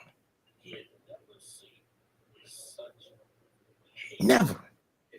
Now, those same Negro preachers who now have King Days at the churches and got the kids learning I Have a Dream speech and all of that, they fail to read the other documents the King put out. Because if you read them, you'd see something that you don't want to see. But more importantly, those are the same Negroes that wouldn't let him in his church when he came in. So again, history, man. That's where we're falling down at. And let me just piggyback on that, because I hate when people bring up the crime bill because you don't read the crime bill. Even though Joe Biden introduced it, look and see who asked him to do it. Look and see who asked him to do it. It wasn't his state didn't have a problem. His side of the world didn't have a problem. Joe, who begged Joe to get that crime bill together, Joe? I'll refer to you, sir. Because you're the historian. Was it not the black clergy? Yes. It was, and people keep saying Joe's a racist. Joe didn't have a dog in that fight, and I'm not defending Joe by any means. All I'm saying is read the crime bill. You will see who wanted it, and because Joe had the juice, they went to Joe and asked him to do it. And we don't see this. We will still give them their money because we still believe them. Don't get me wrong. I ain't got nothing with churches. Believe in what you want to. Well, I ask the same question. Choices. Your pastor, your preacher, your whatever it is, he makes a choice to parade his candidate of choice in front of you. But when something goes wrong, he can't get that candidate to come back and explain nothing to you anymore. This is what we don't want to talk about, because it's like when I said, don't be mad at your parents. Don't be mad at your grandparents, because those of us who grew up poor, we grew up with that wooden fork and that wooden spoon on the wall. And right in the middle of that somewhere was a picture of a dude with long brown hair and blue eyes from this Bible that they all said they read. We were misled by lots of people. I don't want you to be mad at everybody. Don't get woke, because I hate woke. Become conscious and start reading. Get a conscience and start reading, and then you can make better decisions. No. It ain't the black man is his own worst messenger. The nigga is the own worst messenger, and we let niggas talk too much. See, and I hate to use that word, but sometimes it is the most appropriate word, because, and I want to say Colin Powell said this because that's who I always attribute to. Black folks and niggas look alike, but they're not the same. And too many times we give credence to somebody who looks like us and not to the representation. See, when all of this came out, all the stuff that Joe telling you about, all the stuff that me and Mo talk about, there are a few black people who are trying to keep you educated. Unfortunately, you know what? You see how soft-spoken Joe is? Mo is the same way. We don't talk loud enough because we're not going to yell our message. The nigga who wants you to do something will keep yelling it over and over and over and over again. You don't check the validity of him. And you know what the first thing he gonna tell you is, oh, if a white man says you believe it. And you know what that make you do? It make you back down. And I'm like, damn, ain't that white man told me nothing. I just believe that face value. I'll fact check everybody. But that's how he tried to take the fight out of you. So they're black men and women, especially, that we should listen to. But guess what? When they see us still ignoring them, when as Joe said, we see the shit Congress is doing. We sit back and let them disrespect our women.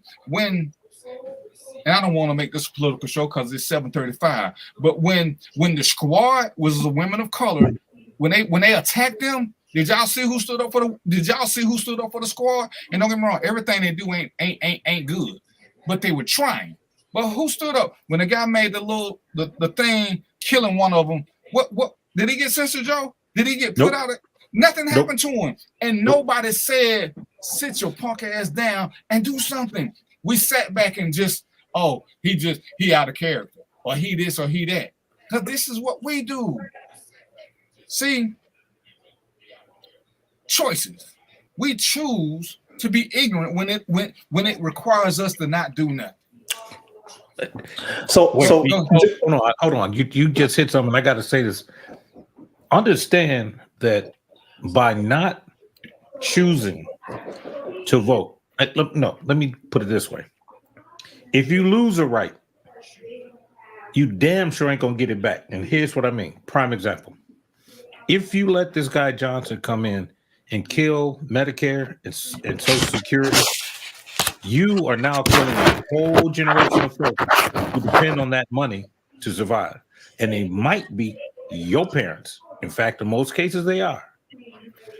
If you let these guys come in with this, and it is fascist, and look up the word, come in with the fascist ideas, if you let them take or dilute voting rights of anybody, you have now given them pause and cause to continue to usurp what you call a government. Because if we don't, we're going to sink back into a hole that we'll never get out. And there are people in this country who want to see that. But look around, read critically, think logically. Because it's coming. It's coming to a place near you. No doubt. Go ahead, DVP. No, do your thing. No, I just want to. So we talking about choices. I just want to touch upon this one thing because, I had to vent to my wife. I just had to get it out of my system. So now that we got the platform here, I'm venting to everybody. Y'all might not agree with me, but I need to get this out of my system. And it's this right here. We talking about choices, right? So who got, people with money, mostly people with money have the choices. They can make the choices that can impact people, right? So what did look, if you like this guy, I don't hold nothing against you, but I'm just telling you my opinion on it. But so what did our beloved hero Jay-Z do? He built a damn library in New York City, right? So my question was, people first heard about it. There's like, oh man, that's pretty cool. That's this and that, including myself. But then I started thinking, I'm like, okay, hold on a second. You built a library, and that's a good thing because it fosters, educational. It has an educational purpose. It gets people reading, etc. Right? But then at the same time, I'm thinking of the state of affairs in New York City. Right? Where's the food kitchen? Where's the community action building? Where's the health and medical services? I mean, this guy has money where he can impact and make real change. A lot of us can't do that, but he can make real change. And he chose to build a library. So in that instance, I'm not with him. I'm gonna just tell you, I'm speaking about me. It's not, I don't follow that because there's a lot of other things he could have done that would have had a much greater impact in our community. Go ahead, Jomo. It's interesting you brought that up. I think I sent it to you, DVP, but I sent it to you too, Mo. An article just came out and it shows Jim Brown talking about what I call the Oprah effect. Here is the one person, and I actually have had some experience with it, but that's for another show. Here's a woman who's at the head of the food chain, and yet she's done nothing that I know of in the States, but she's done some in South Africa. Where are these? Let me digress for a second. LeBron James has put over 200, 300 kids through college. Nobody talks about that. But now Oprah Winfrey has crushed careers, made careers. She made Dr. Phil. She made Gail. Now, when she had very little to say about Weinstein. None. Weinstein or the other guy, Epstein either. So when we look at the give back, then we have to look at the fall down because there is none. There is no equity. There is no, I just don't understand why this particular person hasn't done more. Yeah. I mean, and this is going to sound crazy. I've seen gangs give more to some of these elected officials, or even these Hollywood all-stars. The white actors, the guy that does all the stuff for the veterans, Gary Sinise, $1 billion. Bill Cosby, now they dogged this guy out, over $1 billion. But we don't hold him up because they took him out. Another story for another day, though. For another day. But I just put that out there. And you know, one of the things that we talked about, and I said this came up, you know, when the whole vote thing happened in Alabama, everybody was sharing it, but nobody was sharing about the vote that the court said, Alabama, you are wrong for your districting. We weren't talking about that. We want to talk about votes and people swinging chairs. But even the court said, Alabama, you're trying to cut black people out, and it's wrong. I didn't see that being shared like I seen the vote. Everybody happy. They're going out and buy chairs. This is what we do.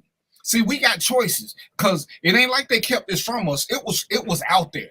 We just didn't read that section. We're going to read the sports section. We're going to read the sports section. But we're not reading a section.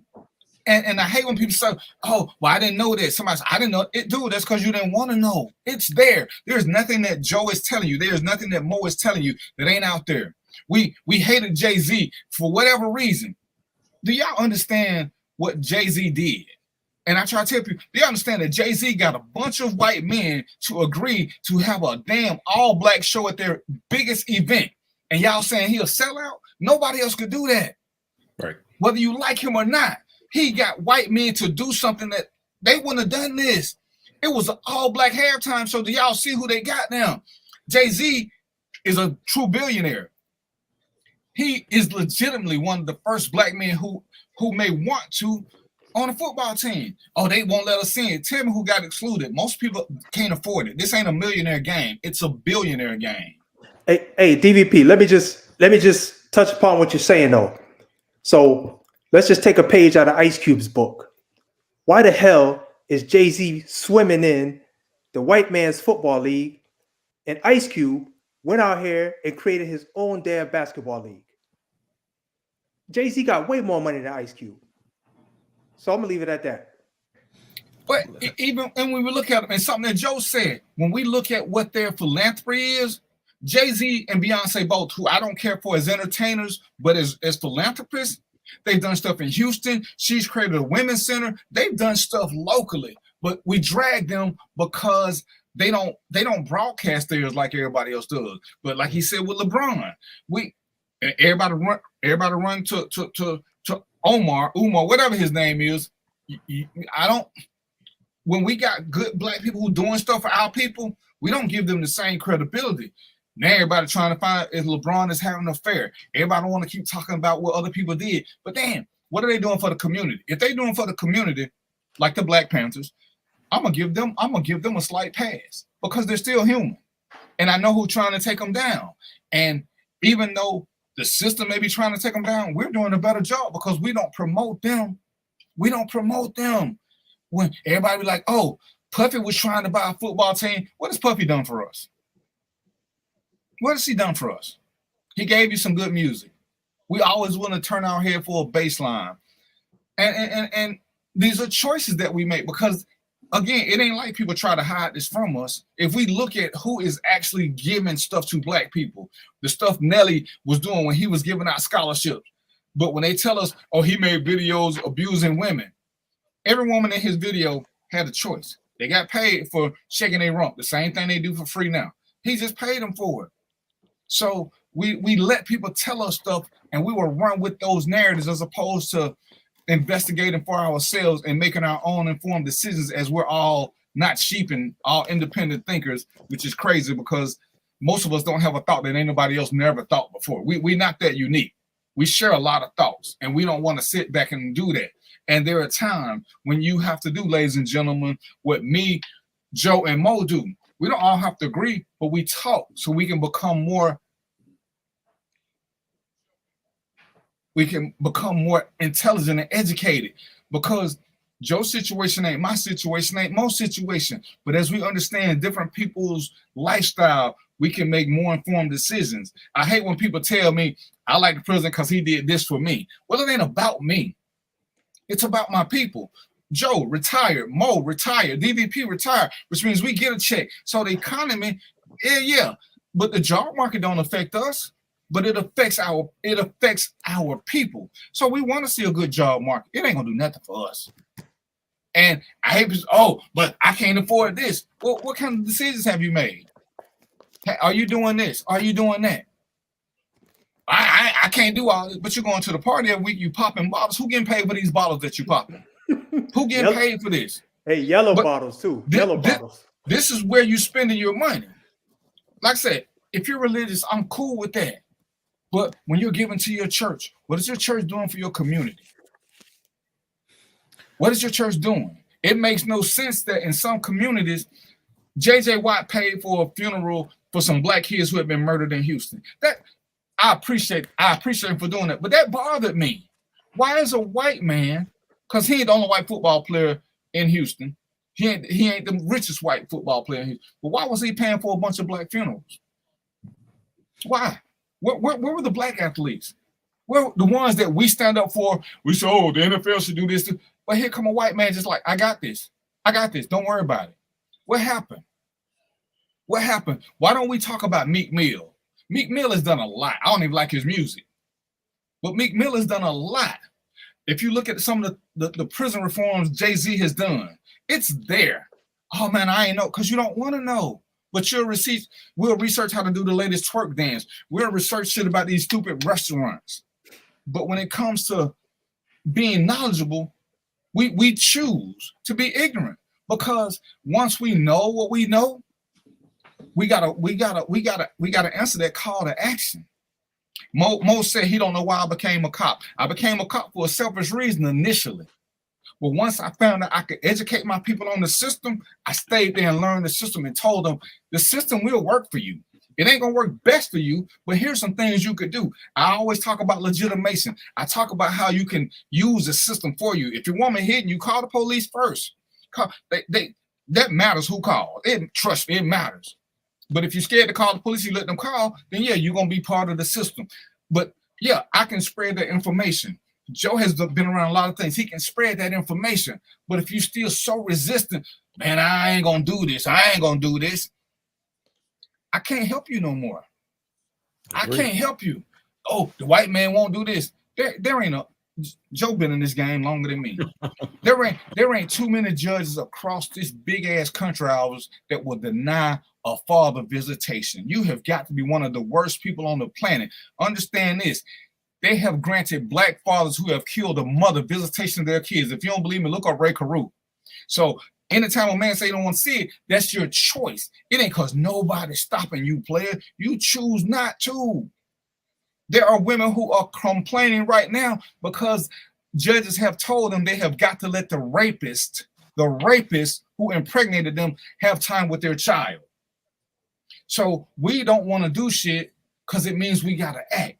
We don't want to do shit because our race ain't going to survive. We don't do a better job of protecting our women. That's a choice. Marvin Gaye died protecting his mother. He could have said, shit, I'm going to let you get your ass beat, but I'm going to go make some more songs. Yep. Some choices that we make ain't good choices in the long run for us. People have died protecting us. People have died trying to get better for us. And as Joe said, we spit in their face. Martin could have done his thing and said, hey, fuck these people. They don't want to do no better. Let me do what I do and go make money here. Malcolm got killed by his own. He could have said the same thing. We got these people. We look up to them. We let them tell us the Black Panthers were terrorists. But who started the free lunch? Who was doing this? Who was doing that? Yeah, they had a couple of outlaws, and they try to make them be the Black Panthers. But read up on the Black Panthers. They put the outlaws out, but we kept that title because they kept the title. And there are very few things.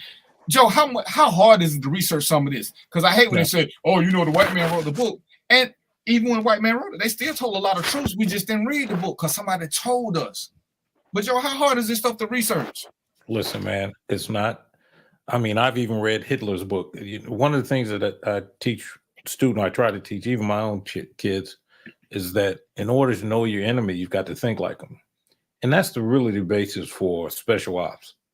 You learn the enemy's ways, you learn the food. I mean, in Vietnam, our LERP teams ate in country before they went in country. They ate what the enemy was eating. They learned his ways. They learned how they moved. They used AK-47s, contrary to popular belief.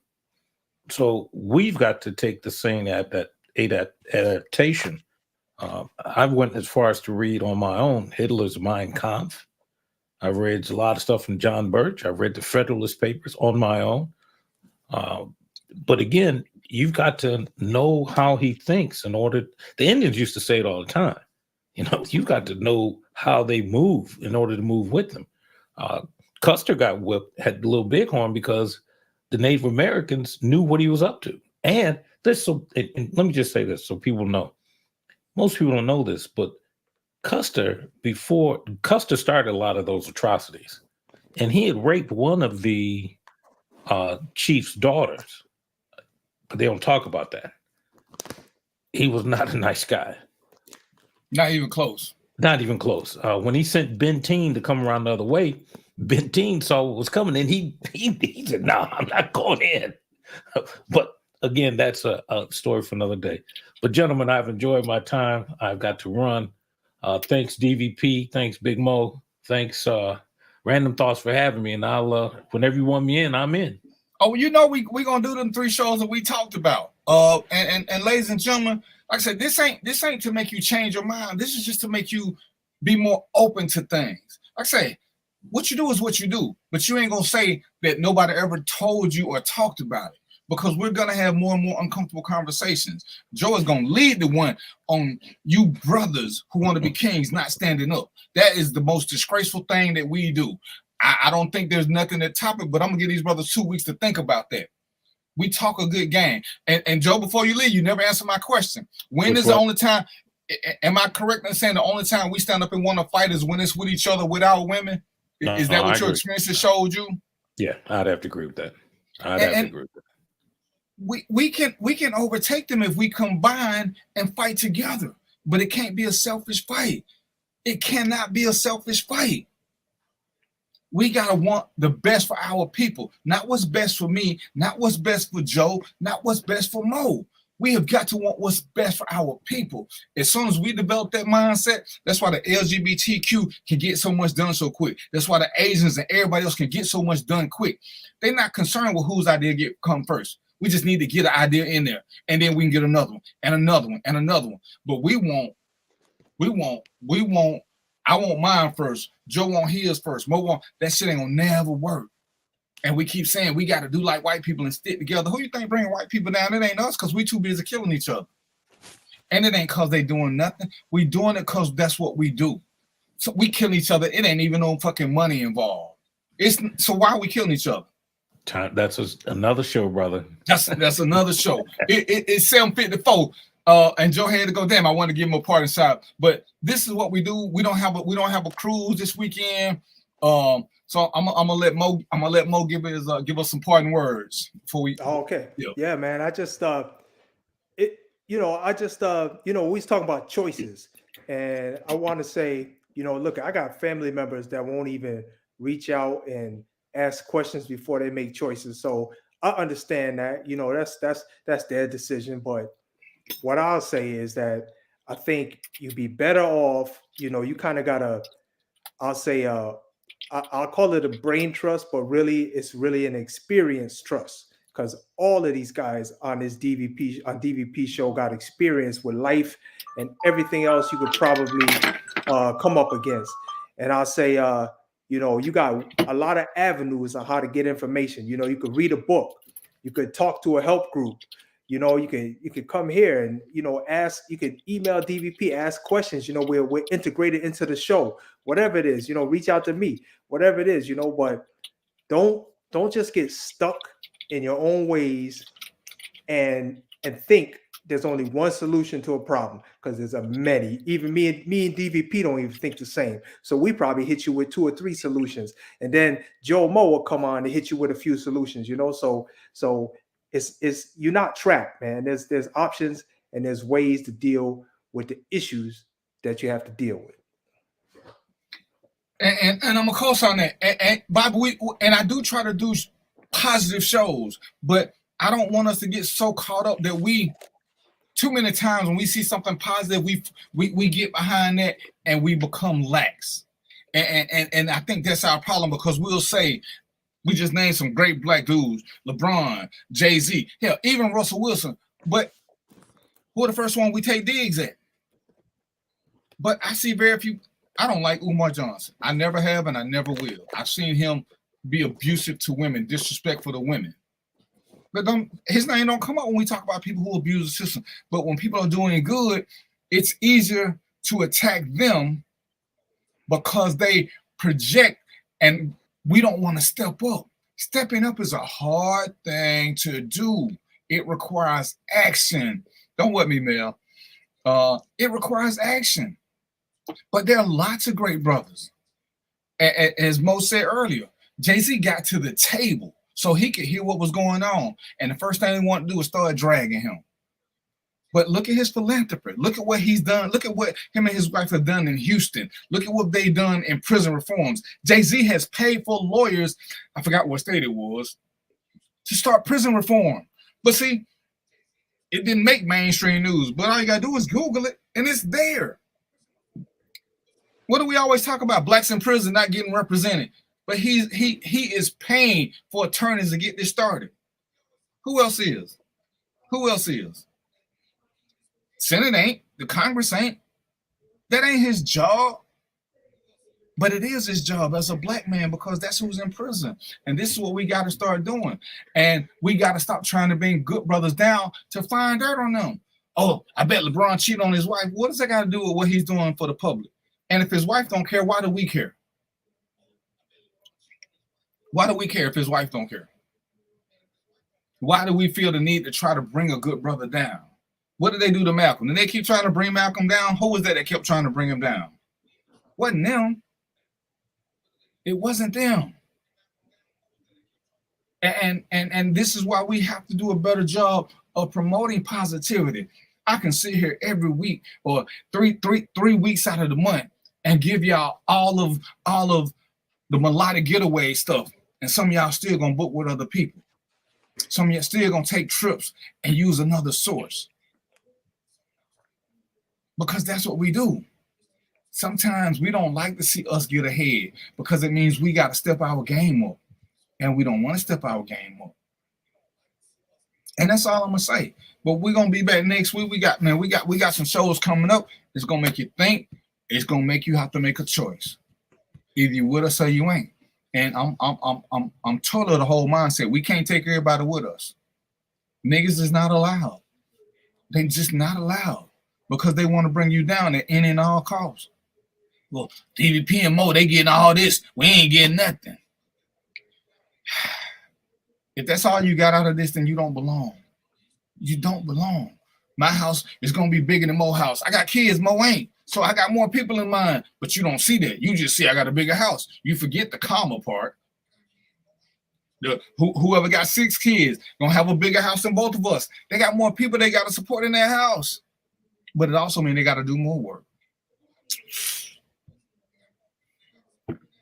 And their work is what we seem to be afraid of. That work is what we seem to be afraid of. When you see Mel on the street, you ain't want to do nothing for her because you don't know her. But why don't you know her? She looks like you. She needs your help. Give it to her. Give it to her. Oh, I do. I did my mentoring today. I meant to tell y'all a story, but it's 8 o'clock, so I'm going to have to hold my story the next week. But I've been mentoring for the longest. Because I think that's something I have to do. I got to show the young black boys that there is a way. I got to show them that there is a way out of this, that somebody cares. Somebody cares and they ain't getting paid for it. This ain't my job, but I make time for them. They got my phone number. I make time for them. But how many of us do that? Well, we make time. We make time. But until next week, y'all know what it is. I ain't even finished my drink because y'all had me going. But until next week, y'all know what it is, right? Peace, popcorn, and chicken grease, and we out.